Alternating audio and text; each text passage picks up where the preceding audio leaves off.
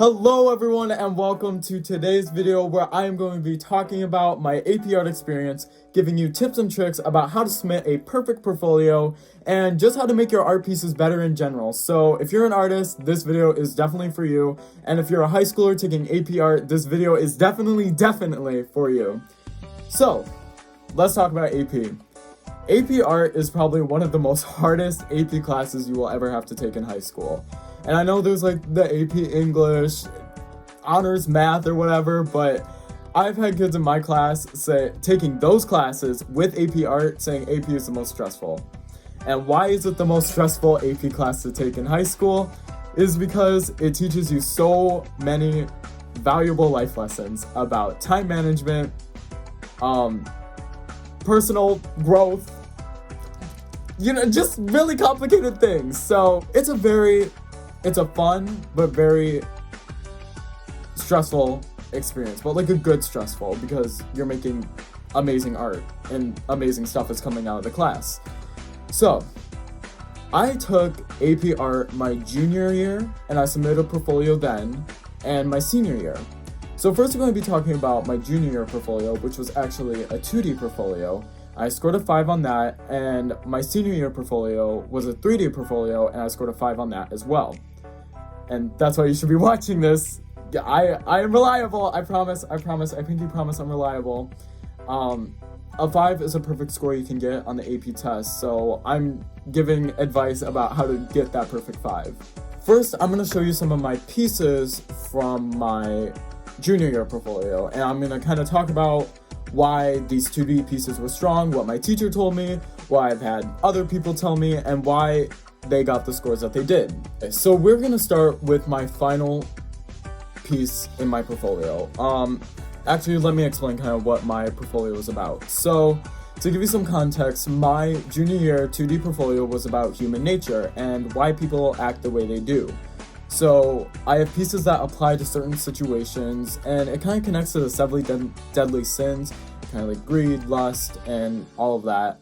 But it's kind of why we act the way we do, and it shows that in the art pieces through symbolism of flowers, items, objects, and a lot of my pieces had to do with body parts, organs, limbs. A lot of that is also seen in my 3D portfolio from my senior year, but yeah. So I'm going to show you my final piece. My whole portfolio for the 2D one was done in colored pencil. So this was a heart. I'll insert a picture of what it looks like and kind of explain it. So this is the heart piece. I'm gonna kind of explain this. I'm gonna show you my first piece next, and it is very different from what this piece looks like right now. Sorry about that glare, it's because of the lighting. So I'm definitely a better 3D artist than 2D artist. I wouldn't say this is the strongest composition. I'm gonna critique my own. Like, I know this got a 5, but this probably wasn't the best composition, but definitely for my skill, I have a good blending. I have lots of different stuff going on. It's just probably not the best I can be. I did this over a year ago, and I could have definitely changed a lot with what's going on here, but a lot of detail you can see behind the glass shards, kinda. But yeah, this was my final piece in my portfolio, and I definitely grew a lot from what it is now, where I was starting. So that's that one, and that was kind of about the play on the phrase heart of glass or shards or whatever, and kind of like, holding those grudges and pain. That was my final piece. It was probably one of my best, I think it was. That was like my best shown through skill, because we'll also talk about that, how they view the testing. Right away, because I forgot, I had to censor this one because it does show trigger warning, self-harm, and I don't want to trigger anyone with that because it is very graphic. But this was my first piece, and obviously, compared to that last one, this is awful blend job. It doesn't look sharp. Like, look, you can see all the line work. It's just very, very messy. Shading, color isn't right. It's a very weak piece, but I will give myself some credit. These flowers, even though they look kind of like mushrooms, are pretty good. I would say probably the strongest shown of flowers inside of my portfolio pieces. But yeah, this is that piece. And you can see the growth from how the blending looks then versus now. And that's also a really strong thing that they like to see in the AP portfolio is your growth, how you grow from here to there, you know, kind of like to show how long you've come over this year-long class, depending on what your school does, how long it does. The next piece I talk about, it's very different. This was a very liked piece, but I personally do not like it a lot because I see a lot of the errors if you look close. The line work, this was my second piece. You can see that the line work is still very, not sharp. It's still very underdeveloped, I believe. These coins are very underdeveloped. The hand, I would say the shading more up here is better. The money, it's just, I think this is a very underdeveloped piece, but the flowers look nice. And I think that's where it's kind of also poor composition, because when you look at this, I think your eyes are more drawn to here because of the colors. But definitely detail here. I don't know how it got so detailed right there. But yeah, this was kind of, I don't know. Not one of my best pieces, but one of my most liked pieces. I really don't know how this got my portfolio to give me a 5, but yeah. This piece next, I really like this piece a lot because this was probably one of my more final pieces. Another thing about scoring is the size. So as you can see, this is a really small piece. This is the size of my hand. My hands are gigantic, but it still is a very small piece. A thing about scoring is they want to see if you're able to take your pieces small to big, but able to put in the same amount of quality, detail work, and everything. So even though this piece is really small, look at the blending and color. I have so many different colors going on in here. And, the branches may not be as sharp, but it's just the amount of detail that's going into a smaller piece of paper, compared to a bigger one where you might have to do more open coloring like this. This not blended that well, and we did get better, but for here, this ear is very strong because of the color, lighting, everything. It's just a very good one.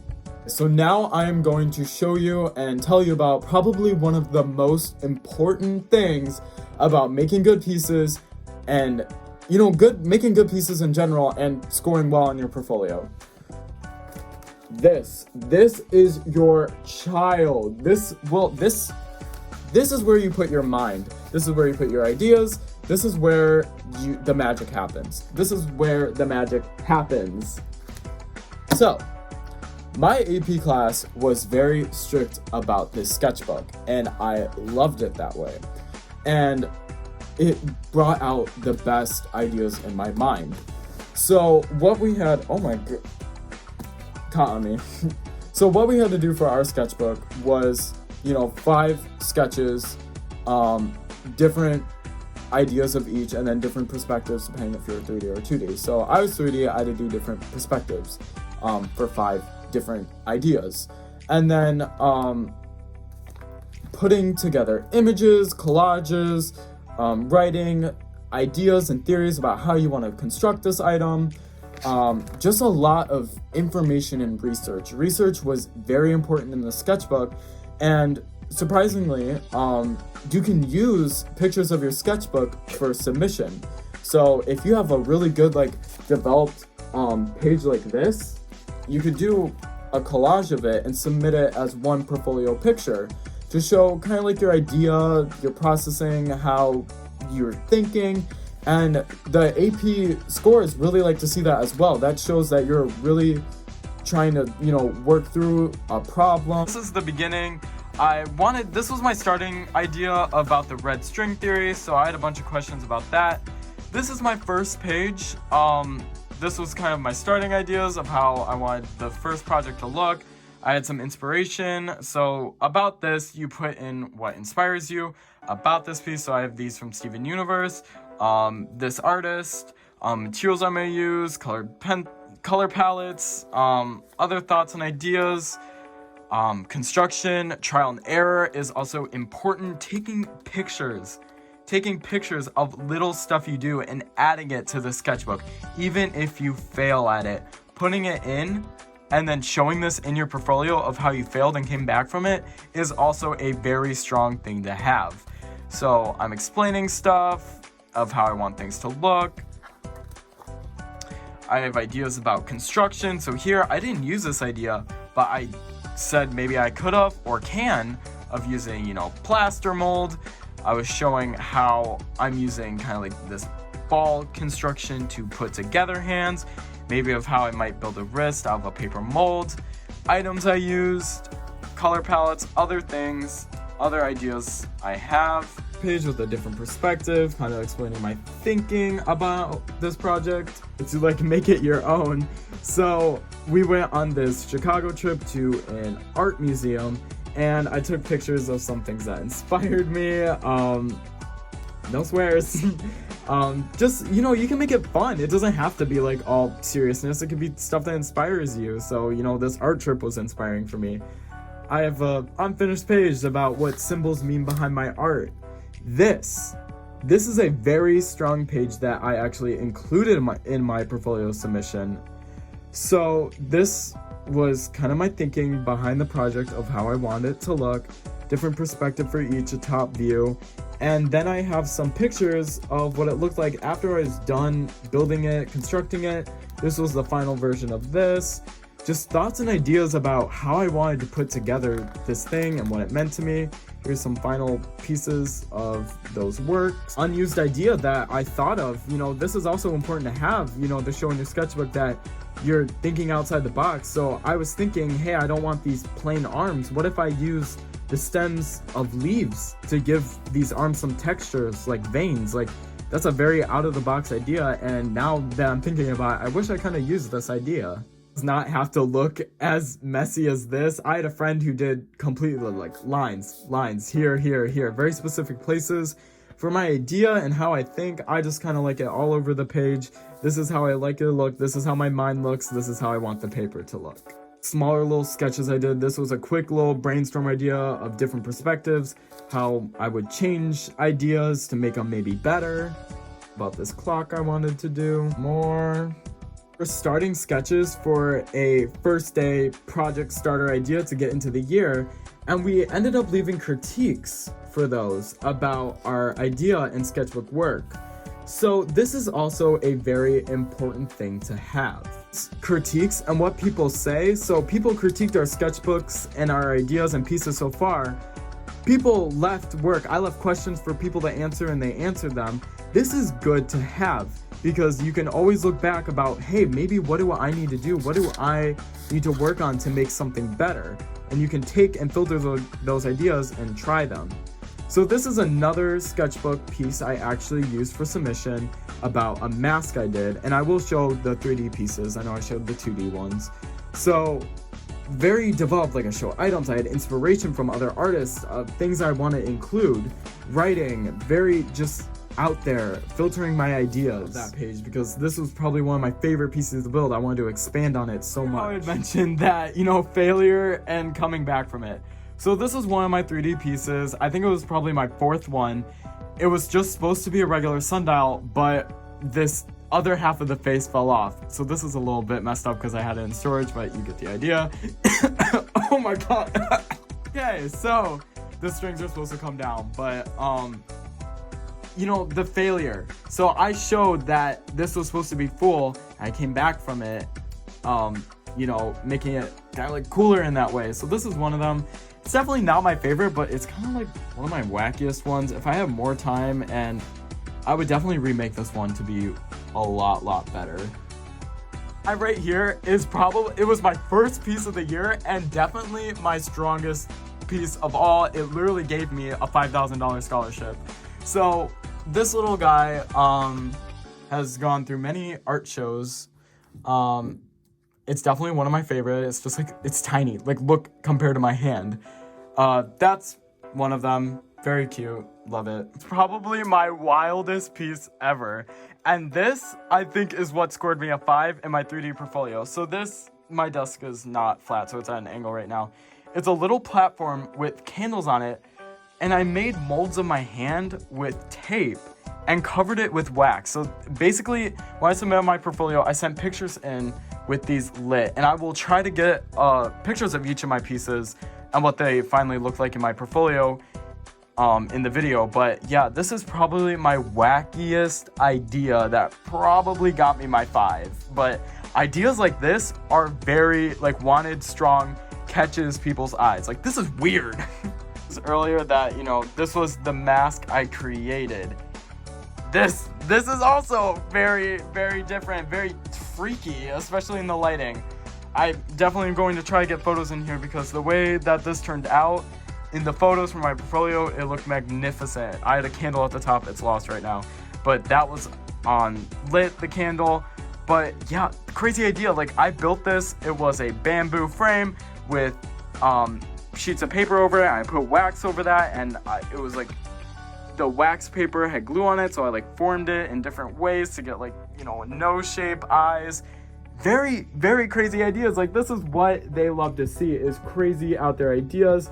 And I still showed, you know, my meaning and symbolism by using the objects in my artist statement, and making sure those artist statements are really, really good and describe what your piece is about is very, very important. Another important thing about submitting and getting the best score you can is pictures and how you take them. Angles, lighting, background, it is everything. You have to treat this like you're in a photography class now. The way you show your piece to them is the way they see it. You have to act like you're seeing your piece for the first time through a photo.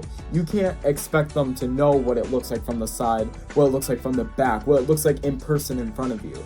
They're only going to see that one photo of your piece.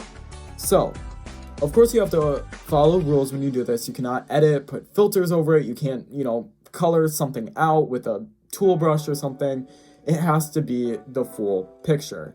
And that's why when it comes to lighting, background, it is everything. Depending on if you're a 2D or 3D, if you're a 2D, get that nice light tent. Light tents are nice. Some classrooms may have them, but you can easily make one at home. Light tent is nice with a basic black background. If you want to show the background of your piece, but for 2D, I do not recommend that. You just want to get, you know, the frame of what the piece is. If you're 3D, you know, you're going to have to be forced to have the background. And if you're going to have a background, this is my personal opinion about using backgrounds with 3D pieces. I don't think having a busy background is a good look. Either black and white, and that is it.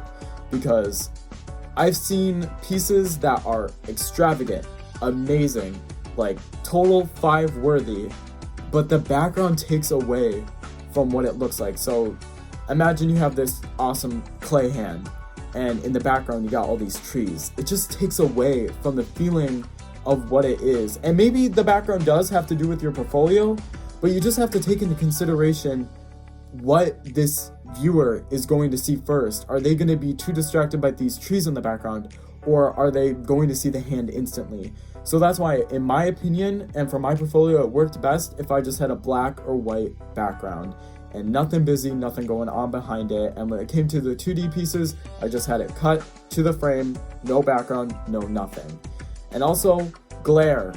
Glare with 2D pieces, sometimes with the materials you may use. For me, the color pencil, and when I used this oil, it created glares with the lights. And it is cheating. I had to figure out a way out of it. If you use a tool brush and try to get rid of the glare, it is just better and safer for you to not get, you know, what's it called? Removed? Revoked?